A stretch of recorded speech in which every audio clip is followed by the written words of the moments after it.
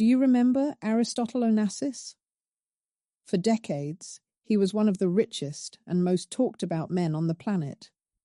But the two women who actually married him lived lives tangled with tragedy that still leave people asking questions decades later. One became one of the most photographed women alive. The other met an end so sudden and so eerily similar to a tragedy that had already struck her own family that people still bring it up today. Stick around, because both of their stories are far more complicated than the headlines ever let on. The man who built an empire from nothing. Before either marriage, before the fame and before the fortune, Aristotle Onassis was simply a teenager fleeing for his life. He was born on January 20th, 1906, in Smyrna, a bustling port city, then part of the Ottoman Empire, now known as Izmir in modern Turkey.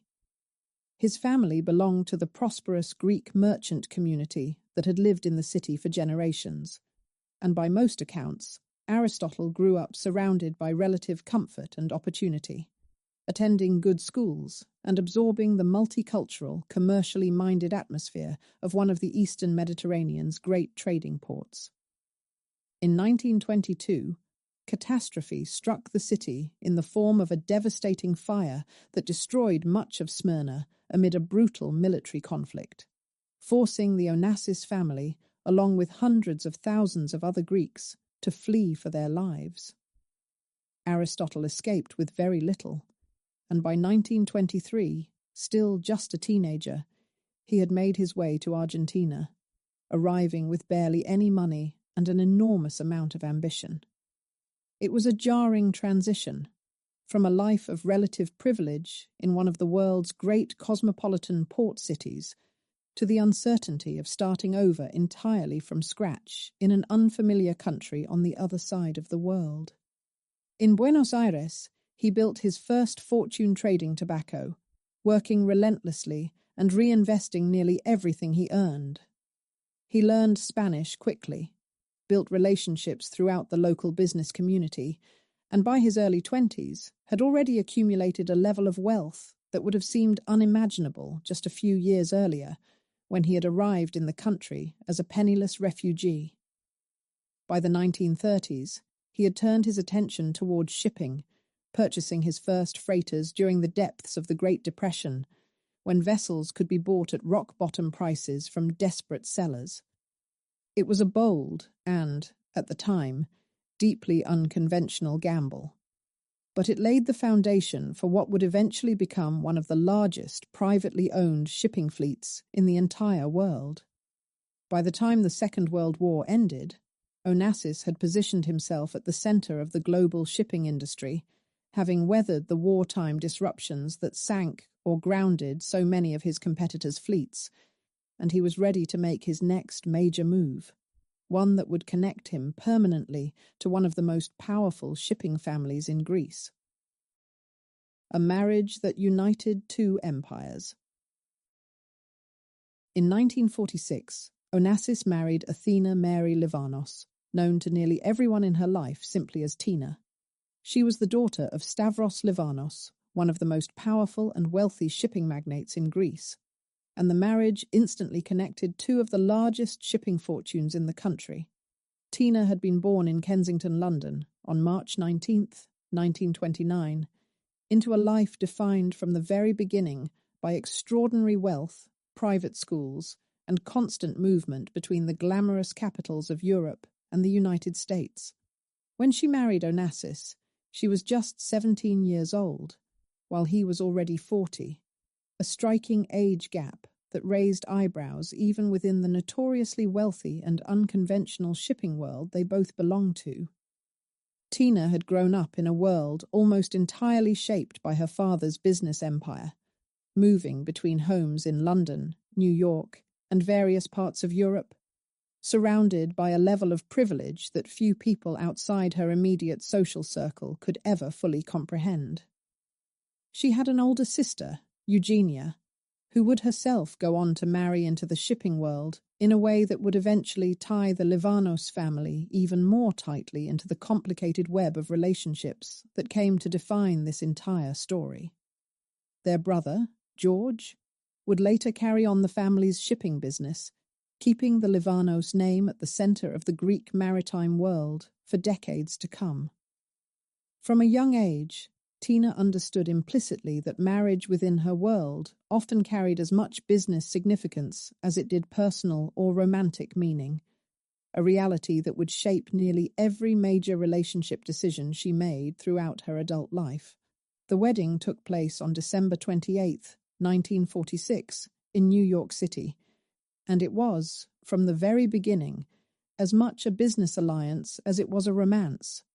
uniting the Livanos and Onassis shipping dynasties in a way that made both families even more formidable within their fiercely competitive industry. In the years that followed, Onassis, Tina's father, and a third major shipping figure named Stavros Niarchos, who would later marry Tina's older sister, formed what many considered the most powerful shipping alliance in the world, 3 interconnected families controlling an enormous share of global maritime trade. It's a detail that would come back around in an almost unbelievable way decades later, tying these same families together through tragedy after tragedy. Tina and Onassis settled into a life split between New York and Europe, and the couple went on to have 2 children together, a son named Alexander, born in 1948, and a daughter named Christina, born in 1950. For a while, at least on the surface, their marriage represented exactly the kind of glamorous, powerful partnership that Greek shipping society expected and celebrated, with the young couple hosting lavish gatherings and moving comfortably through the highest circles of European and American high society, their names appearing regularly in the society pages alongside the era's other great fortunes. But beneath the surface, cracks were already beginning to form, cracks that would eventually be blown wide open by one of the most famous love affairs of the 20th century. The affair that ended the first marriage. In 1957, Onassis met the woman who would become one of the most consequential figures in his entire personal life, the celebrated opera singer Maria Callas. At the time, both Onassis and Callas were married to other people, and their initial meeting at a party in Venice gave little hint of what was to come. Callas was, by that point, already one of the most famous performers in the world, celebrated for her extraordinary vocal talent and her commanding stage presence. And by many accounts, Onassis found himself instantly captivated by her in a way he had rarely experienced with anyone else in his life. 2 years later, in the summer of 1959, Onassis invited Callas and her husband aboard his enormous private yacht, the Christina, for a cruise through the Mediterranean. And it was during that voyage that their relationship shifted from friendship into something far more serious. The cruise brought together an extraordinary collection of guests, including Winston Churchill, and it became, in retrospect, one of the defining moments of both Onassis's and Callas's personal lives, the beginning of an affair that would continue in various forms for the rest of their time together. The affair became increasingly difficult to keep private, and Tina, who had spent over a decade building a life and a family alongside Onassis, eventually discovered what was happening. Devastated and humiliated by the public nature of her husband's infidelity, Tina made the decision to end the marriage, and the couple officially divorced in 1960. It marked the end of a 14-year partnership that had once symbolized the merging of 2 of the most powerful shipping dynasties in the world, and it sent Tina, still only in her early 30s, into an entirely new chapter of her life, one that would eventually intertwine her fate with the very shipping families she had grown up among. For a woman who had spent her entire adult life inside a marriage built as much on business alliance as personal affection, the public humiliation of the affair reportedly cut especially deep,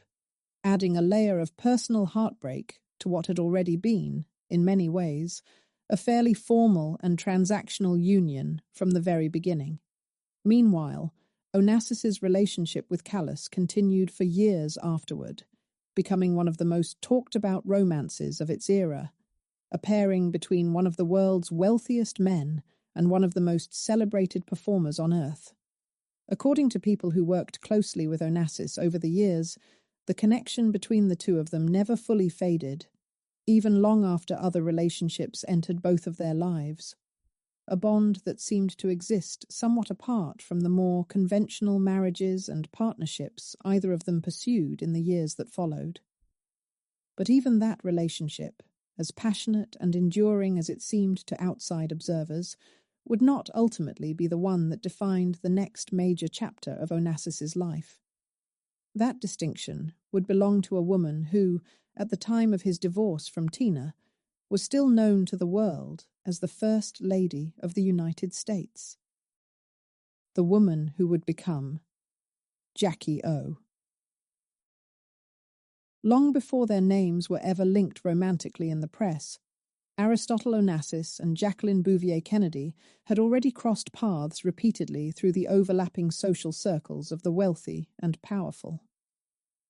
Jacqueline, born on July 28, 1929, in Southampton, New York, had married then-Senator John F. Kennedy in 1953 and became one of the most admired and closely watched First Ladies in American history following his election to the presidency in 1960. Her sense of style, poise, and cultural sophistication captivated the country throughout the early 1960s, transforming her into an international icon well before tragedy ever touched her life.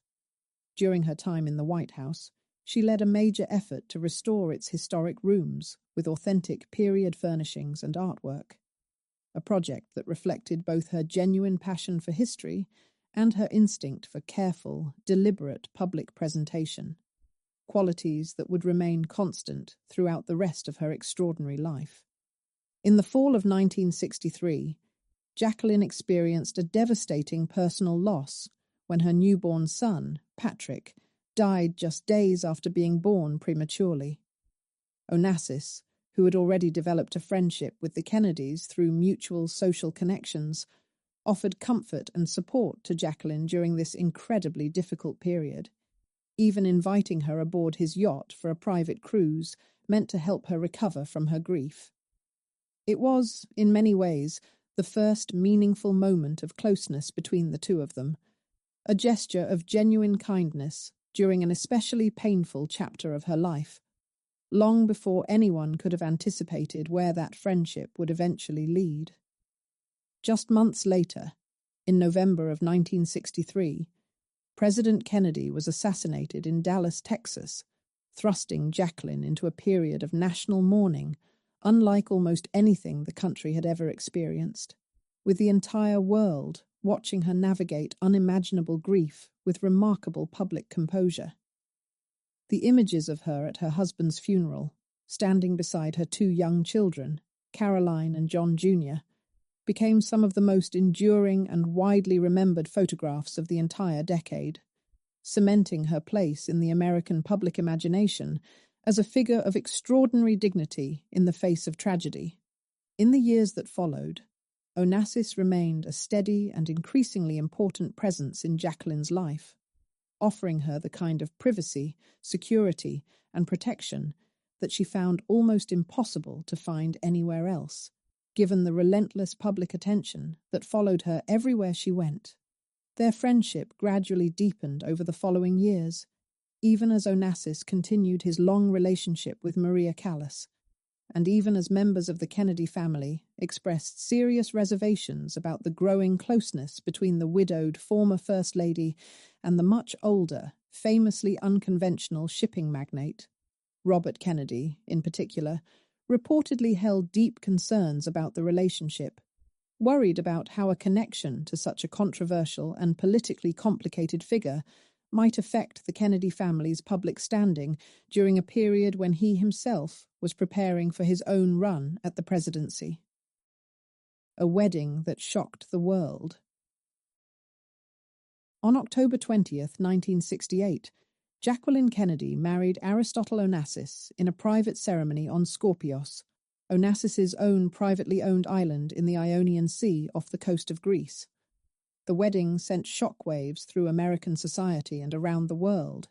transforming the widow of a beloved assassinated president into the wife of a controversial 23 years older foreign businessman almost overnight. Many Americans reacted with genuine dismay, feeling as though the marriage somehow tarnished the memory of President Kennedy, while others were simply fascinated by the sheer scale of wealth and mystery surrounding her new husband. The wedding itself took place under heavy security and secrecy, with the small island fiercely guarded against the swarm of international journalists desperate for any glimpse of the ceremony. Jacqueline wore a cream-coloured dress rather than a traditional white wedding gown, a detail that fueled endless commentary in the press at the time,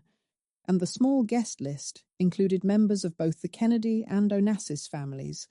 though notably fewer high-profile political figures than might have attended a wedding earlier in her life. The sheer scale of interest surrounding the event reflected just how much fascination still surrounded Jacqueline nearly 5 years after her husband's assassination, with newspapers and magazines around the world dedicating extensive coverage to every possible detail of the ceremony and the life she was about to begin. The marriage also raised uncomfortable questions within religious circles, since Onassis had been divorced, and his first wife, Tina, was still very much alive at the time of the wedding, leading to speculation that Jacqueline might face consequences within the Catholic Church. Those concerns were eventually dismissed by church officials, but the controversy surrounding the marriage never fully faded, and Jacqueline quickly found herself the target of relentless media attention, earning the now famous nickname Jackie O, a moniker that would follow her for the rest of her life. Paparazzi hounded her constantly, and a now legendary photographer became so aggressive in pursuing photographs of her that Jacqueline was eventually granted a restraining order against him, a testament to just how invasive the public fascination with her new life had become. Behind the scenes, the marriage proved to be far more complicated than the fairy tale image the public initially imagined. Onassis's relationship with Maria Callas reportedly never fully ended, even after his wedding to Jacqueline, with the two continuing to see each other privately, according to people close to Onassis's household staff at the time. Jacqueline, by most accounts, was aware of the ongoing connection, but chose to focus on maintaining her own independence and privacy rather than confronting the situation directly, splitting her time between homes in Greece, Paris, and New York, where her 2 children from her first marriage continued attending school.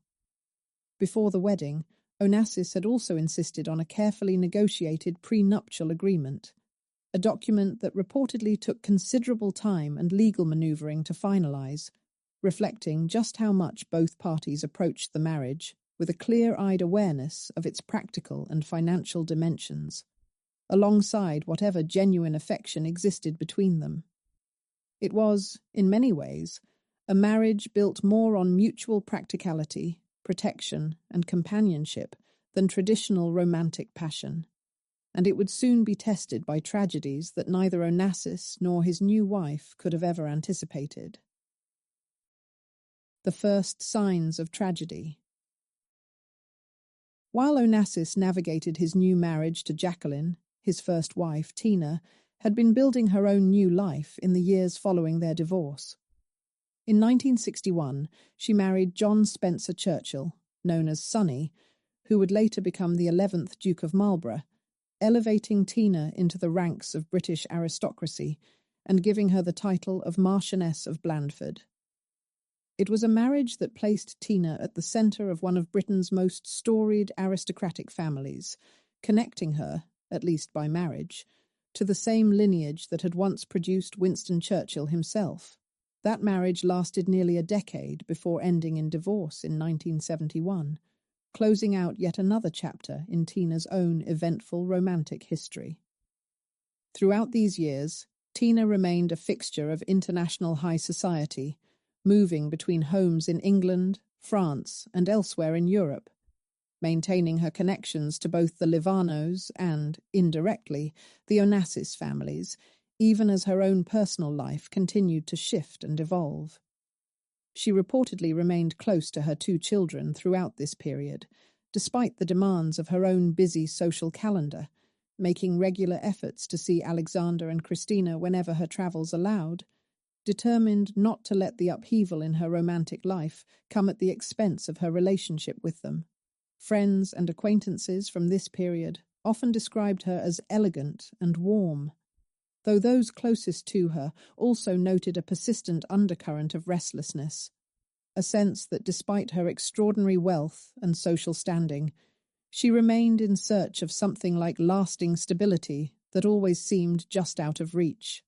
Later that very same year, in October of 1971, Tina made a decision that stunned nearly everyone who knew the intertwined history of these powerful shipping families. She married Stavros Niarchos,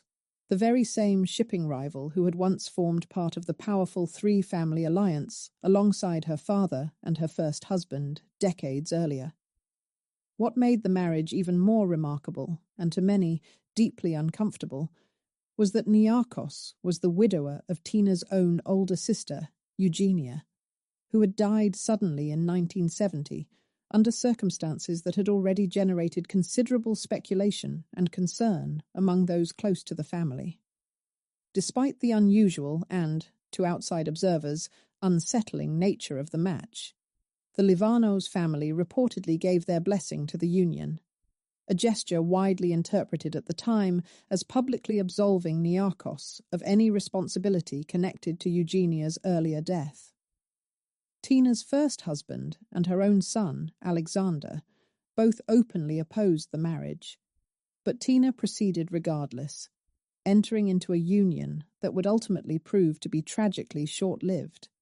and one that would soon be overshadowed by devastation far greater than anyone in the family could have anticipated. A devastating loss. In January of 1973, tragedy struck the Onassis family in the most painful way imaginable. Alexander Onassis, the only son of Aristotle and Tina, and the young man widely expected to eventually inherit and run his father's vast shipping empire, was involved in a catastrophic plane crash at Athens airport. He had been practicing takeoffs and landings in a small aircraft when the crash occurred, suffering severe injuries that left him in critical condition. He died a day later, on January 23, 1973, at just 24 years old, never having regained consciousness after the crash.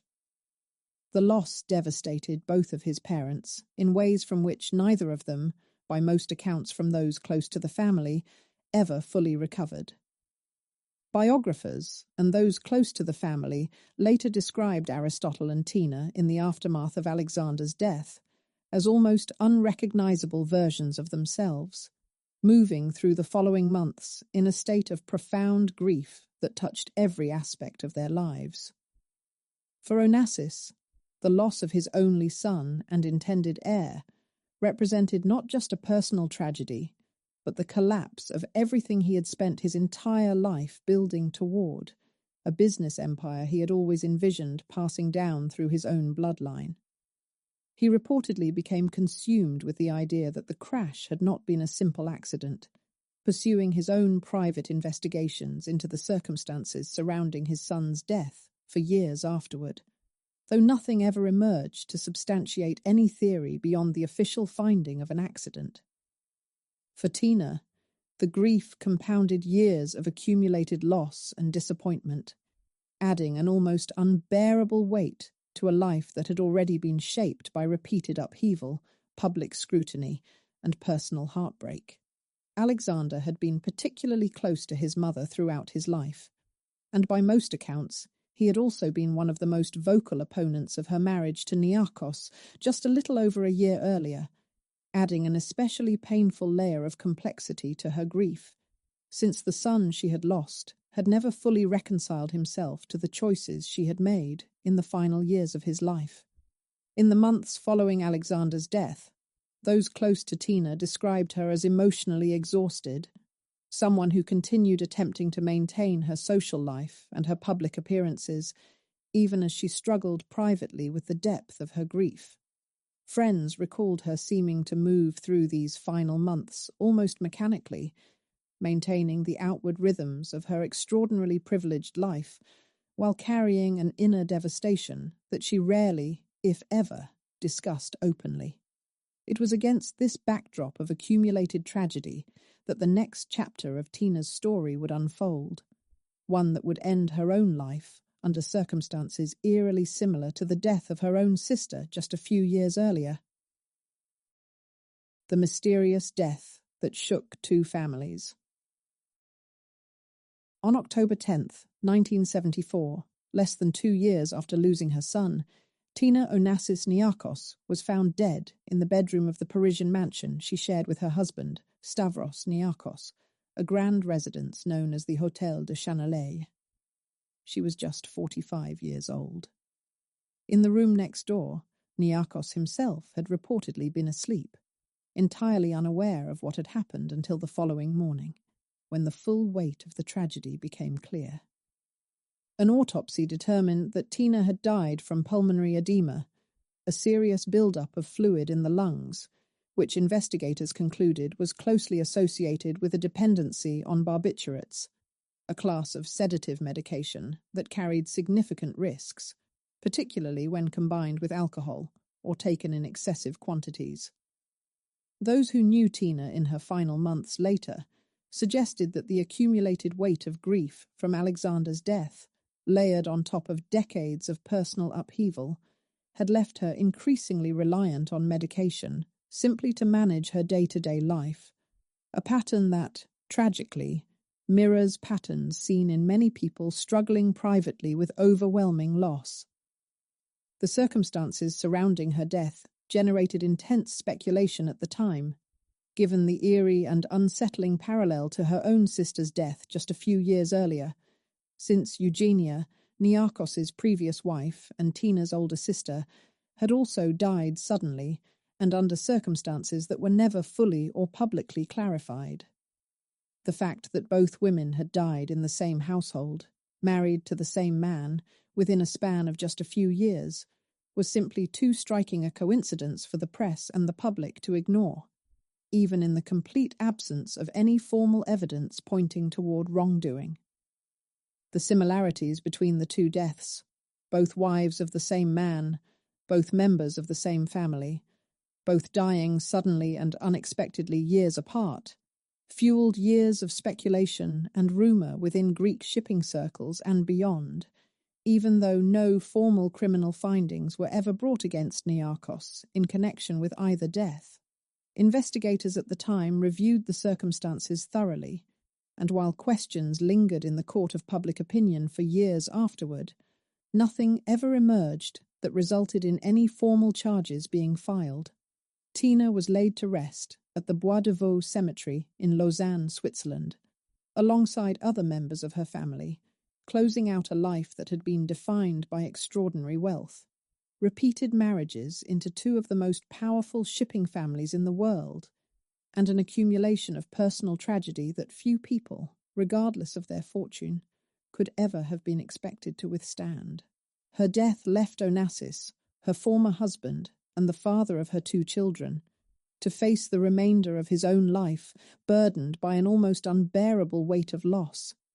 Having now buried his only son and watched the mother of his children die under such unsettling circumstances within the span of less than 2 years.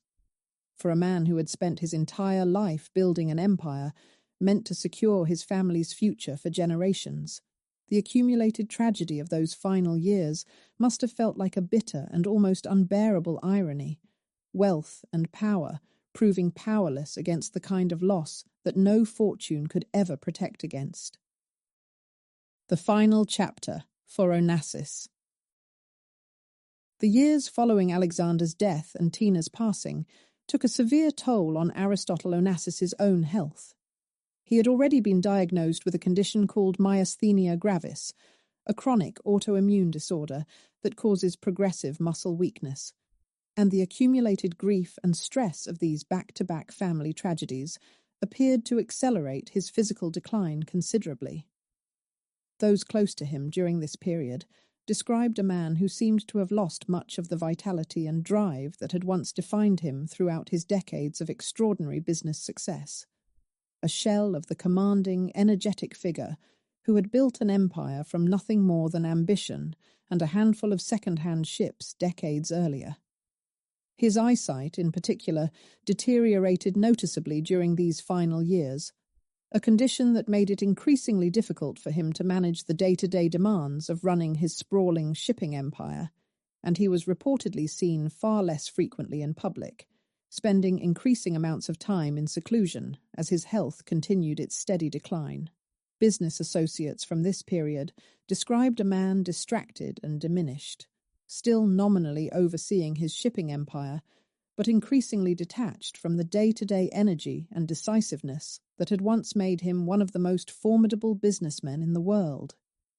Even his once legendary social life aboard the Christina slowed considerably, with fewer of the lavish gatherings and high-profile guests that had once made his yacht one of the most talked-about vessels in the world. On March 15th, 1975, Aristotle Onassis died in Neuilly-sur-Seine, near Paris, France, at the age of 69. By the time of his death, his marriage to Jacqueline had reportedly grown increasingly distant, with the two having spent significant periods of time apart in the years leading up to his passing. His will left the bulk of his enormous fortune to his surviving daughter, Christina, while Jacqueline received a settlement reported at somewhere between $20 and $26 million, a substantial sum, though notably far smaller than the vast majority of his overall estate. Onassis was laid to rest on his private island of Scorpios, alongside his son, Alexander, in a family burial ground that reflected just how much of his life, both its triumphs and its devastating losses, had unfolded on that same small piece of Greek land he had once purchased as a symbol of his extraordinary success. His death closed out one of the most remarkable and, in its final years, tragedy-marked business careers of the 20th century, leaving behind two very different women who had each shared his life, and now had to figure out how to move forward without him. Life after Onassis, for the woman. The world called Jackie O. Following Onassis's death in 1975, Jacqueline returned to New York City and, in many ways, returned to an entirely different version of herself, one focused far more on personal and professional independence than on the extraordinary wealth and public spectacle that had defined her second marriage. She began a career in book publishing, first working as a consulting editor at Viking Press, before eventually moving to Doubleday, where she rose to the position of senior editor, working on projects across a wide range of subjects that genuinely interested her, from history and biography to the arts. Colleagues from this period often described her as a genuinely dedicated and hard-working editor, someone who showed up consistently, read manuscripts thoroughly, and took real pride in helping authors shape their work. A far cry from the image some might have expected from a woman who had once been one of the most famous people in the world. Throughout the years that followed, Jacqueline also became deeply involved in historic preservation efforts in New York City,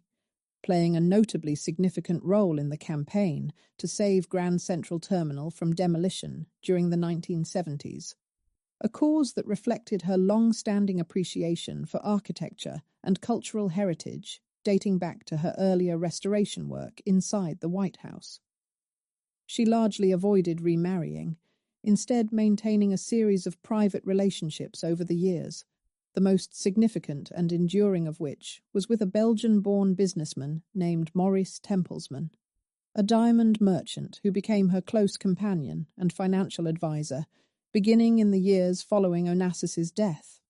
Templesman and Jacqueline's relationship grew steadily closer throughout the late 1970s and into the 1980s,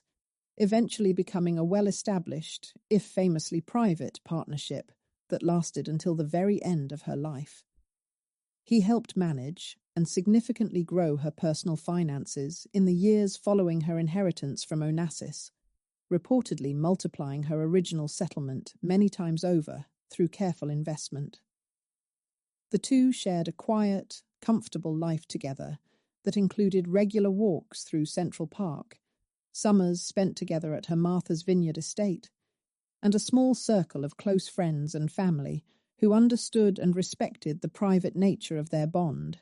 including occasional visits from prominent political figures who valued both Jacqueline's continued influence and Templesman's own deep connections within Democratic Party circles. A final diagnosis. In early 1994, Jacqueline was diagnosed with a serious form of cancer affecting her lymphatic system,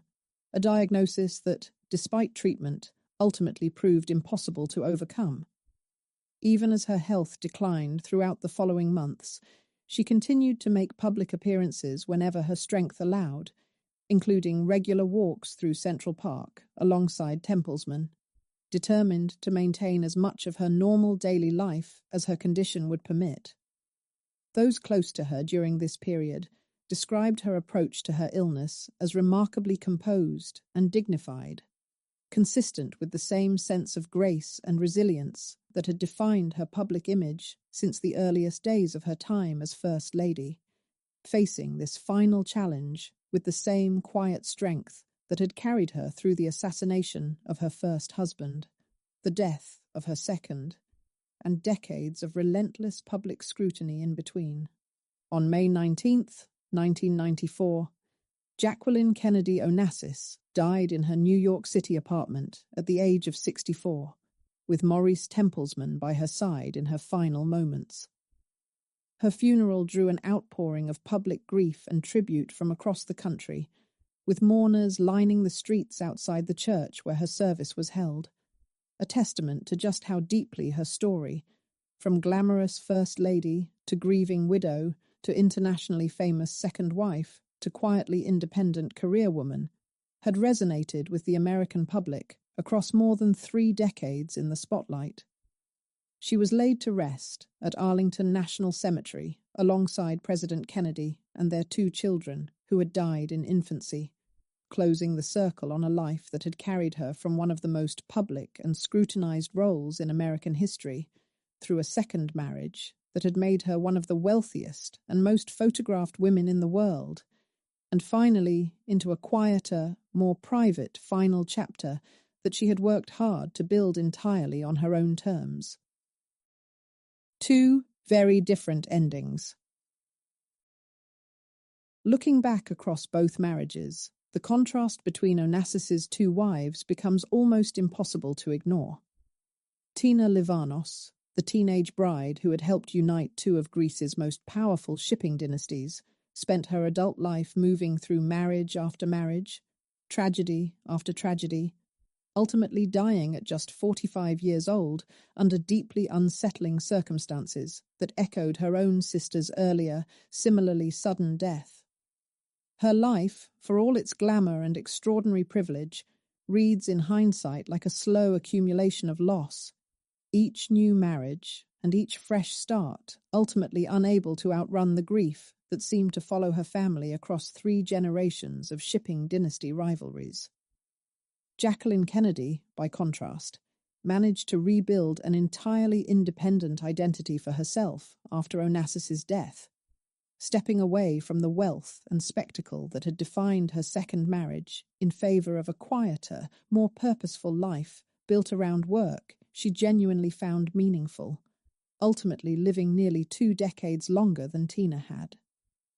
Where Tina's story remained tethered almost entirely to the shipping world she was born into, Jacqueline found a way to step outside the identity that fame and marriage had built around her, carving out a career and a life that, by the time of her own death, felt entirely and recognizably her own, rather than simply an extension of the powerful men she had once been married to. Both women, in their own strikingly different ways, carried the weight of having been married to one of the most powerful and complicated men of the 20th century, a man whose extraordinary business success seemed to exist in constant tension with the accumulating personal tragedies that surrounded nearly everyone closest to him. Tina's story ended in mystery and heartbreak, forever intertwined with the very same shipping dynasty rivalries that had shaped her entire life from the moment she was born. Jacqueline's story, while it began under circumstances every bit as scrutinized and complicated, ultimately found a kind of quiet resolution that Tina's tragically short life never had the chance to reach. It's a striking reminder that even two women who shared the same husband, the same extraordinary wealth, and much of the same relentless public attention could end up living and ending such profoundly different lives. Decades later, people remain fascinated by both women, not simply because of their connection to one of the wealthiest men who ever lived, but because their individual stories, so different from each other in how they ultimately unfolded, together capture something universally human about resilience, loss, and the search for identity beyond the shadow of extraordinary wealth and fame. Documentaries, biographies, and retrospectives continue to revisit their lives decades later, each new generation of readers and viewers discovering these two women's stories for the first time and finding, often to their surprise, just how much genuine hardship and heartbreak sat behind the glamorous headlines that once surrounded them both.